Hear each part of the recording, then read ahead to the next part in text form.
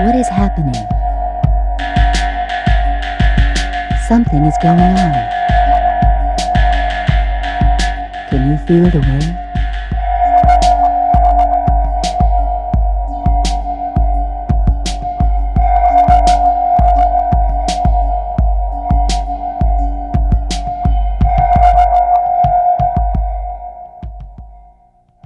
We'd like to welcome you to Spiral Into It.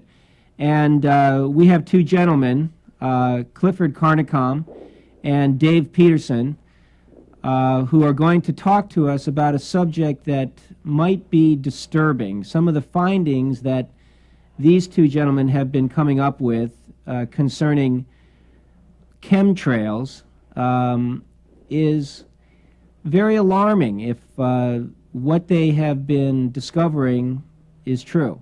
A typical contrail is formed behind a jet aircraft at anywhere above 30,000 feet, and of course that can fluctuate due to circumstances of humidity, etc.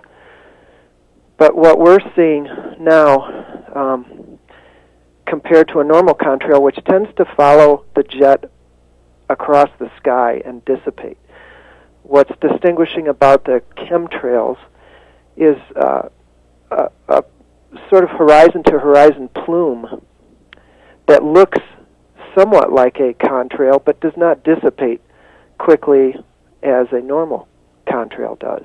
I also see these things run in parallel lines and crisscross patterns or grid patterns, and sometimes big X's that will cover the entire sky. Also, we're seeing these jets literally turn them on and off, dash the contrails. I don't know what that is all about, but those are just some of the distinguishing features. Again, and another thing that's interesting about these is as you watch them laid out, a normal contrail, as we spoke of, will dissipate. But these, you'll see the line of the chemtrail, and it looks like whatever the material is inside actually falls out, and sometimes it has a spine effect. But in an easily documented fashion, since the beginning of last year, there are photographs that have been collected from all over the country. And if I may say so, when you were asking about distinguishing characteristics, if a person now wishes to go a little bit deeper and look at the photographs that are available on a closer range, the most dramatic example, which defies any explanation, are those examples, of which there are about 5 on the website mentioned, where you have a stream of material that is emitted literally from wingtip to wingtip, a continuous stream of material across the entire wingspan of the aircraft. And yet, in the most clear-cut violation, if you look at the engines of that aircraft and where they are located, in the case that I'm referring to right now, those engines are located at the rear of the aircraft along the fuselage. That's a McDonnell Douglas aircraft. The engines are on the rear, attached to the fuselage. The stream of material covers from wingtip to wingtip in a continuous fashion. In the data that you've collected and the photographs that you've collected, how would you characterize, or is there a pattern to the types of aircraft that seem to be emitting these chemtrails? Are they military aircraft? Are they civilian aircraft? Are there any markings of any kind? It's an interesting question, and Dave may be able to speak differently than in my area, because I can only go by what I have photographed. I'm not an expert in aircraft identification, but I have learned some, and I work with the telephotos that I have. And of those which I have photographed with a telephoto lens, each one of them has come out to be what you would call a commercial type aircraft, let's say. I'm not going to say it's commercial, but it's a commercial type aircraft. Boeing 757 is probably the most common one that I have photographed, the type that I'm speaking of with the continuous trail from wingtip to wingtip. Those are, to the best of my ability, identified as 757s. Also, the other one that I'm speaking of is an MD-9, a McDonnell Douglas MD-9. And these are commercial type aircraft. Those reports are not necessarily coming in from across the country that way, but those are the ones that I photographed. There are military aircraft that people refer to, and maybe Dave has an idea of some of the aircraft in his area, but In my area, they are at high altitude. They've been photographed and measured, incidentally, photogrammetrically at 40,000 feet and above, which is slightly above commercial air traffic, and they are identified as commercial-type aircraft here in Santa Fe. Dave, would you like to add to that a little bit? Yeah, what I've been seeing here early on last spring, what I could identify as military KC-10, which is the commercial version is a DC-10, three-engine jet, because of its gray paint schemes, although unmarked.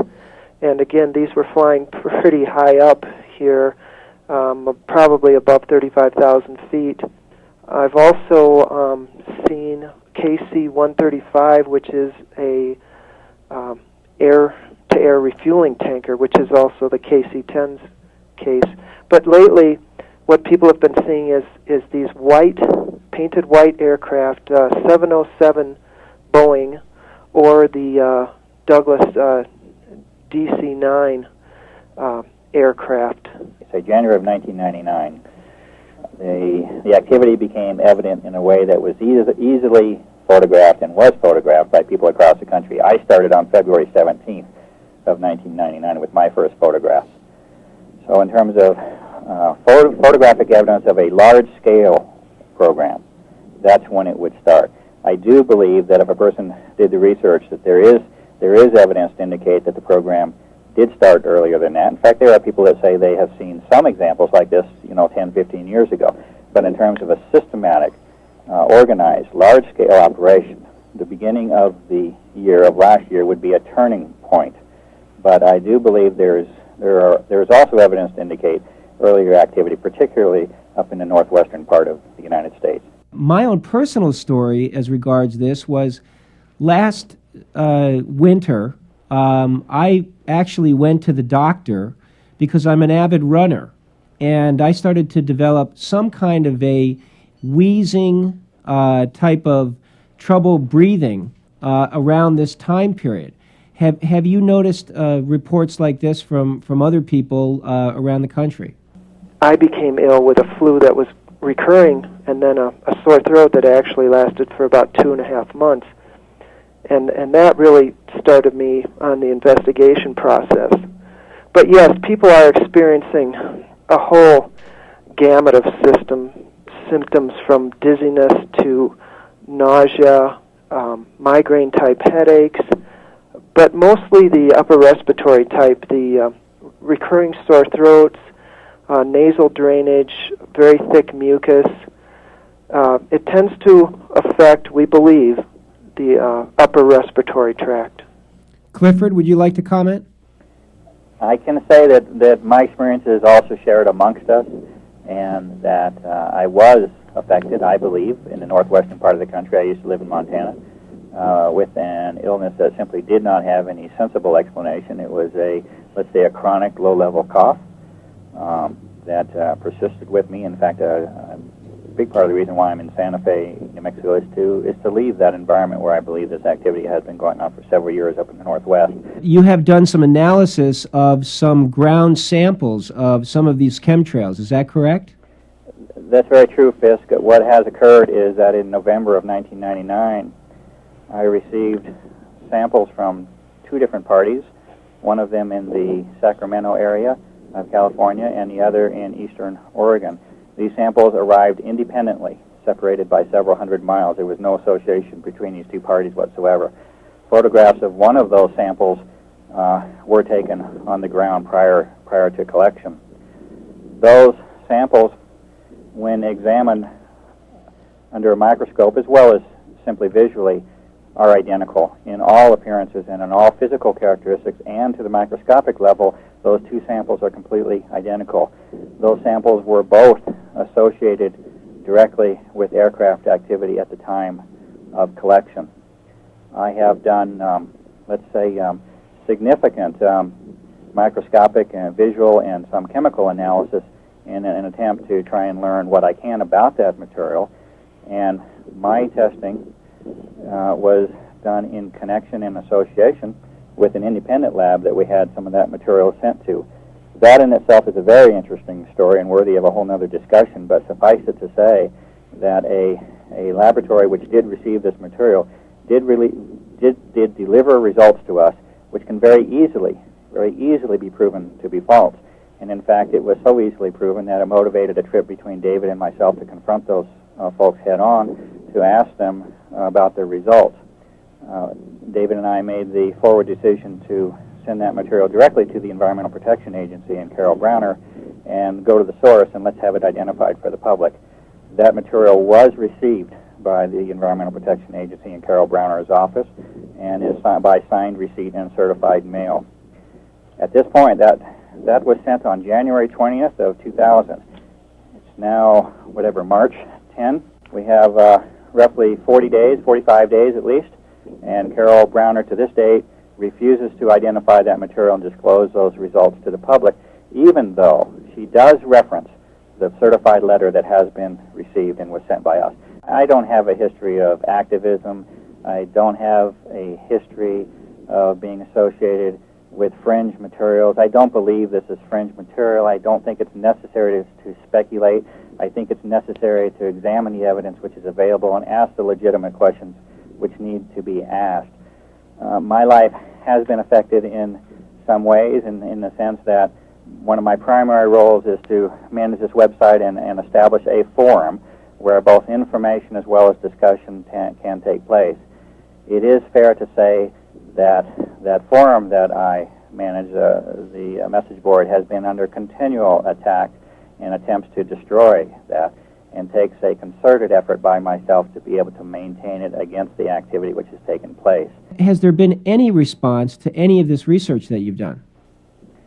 There's two ways that this goes. The first is to make people aware that there is a letter campaign that I've established on the website which sends a letter of protest to 5 top federal officials, ranging from William Jefferson and Clinton on down to the head of the Federal Aviation Administration. That's an online process which has now received probably about 2,500 letters have been sent out. Not a single response has been received from those letters, with the exception of Carol M. Browner, who has stated that she is not aware of a program involving civilian aircraft, and she is not aware of a program that involves fibrous material, as referenced in the ground samples that we referred to and discussed earlier. But there's a very, very careful couching of language in her response. So there is no adequate explanation or official response from those parties.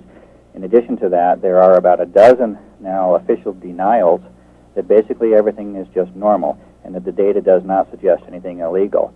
I contradict that statement. I believe that the data does suggest something is illegal, and there's a systematic pattern of denying or avoiding the central issue. In addition to that, roughly 350 letters have now been sent out to the state senators or governors. And in those replies from those officials, it is stated that they will respond to those letters, especially if a name and address has been included. That is the case, and every one of these letters which goes out does have a name and a signature attached to it. Not one of those letters have been responded to my knowledge. In fact, I have made an open appeal for anyone to notify me if such a response comes in. So there is a clear pattern of avoidance and or denial and or stating false information. Is there any way for you to find out who the people are that visit your website?